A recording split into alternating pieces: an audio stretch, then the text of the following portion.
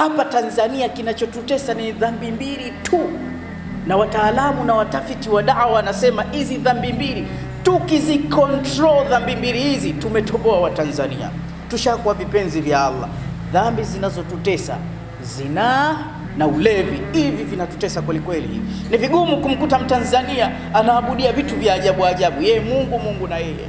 Zinaa na ulevi, huku kwenye ulevi kwa watu wa dini si sana, lakini hapa kwenye zinaa, hapa kwenye zinaa tunasema wazi wazi, wameanza kuingiliwa walimu wa dini na uzinifu. Sijui maamuma watakuwaje.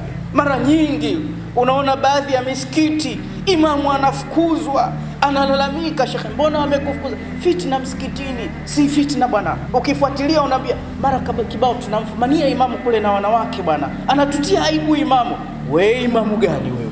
We imamu gani unafanya maasi ya namna kama hii? Zina ni haramu ndugu zangu wa Kiislamu, ni jambo la kukaa mbali kweli kweli. Hata leo katika society, msikitini hapa ufunge mlango useme yule mtu ambaye hakuwahi kuzini maisha yake, itakuwa ni tabu kweli kweli.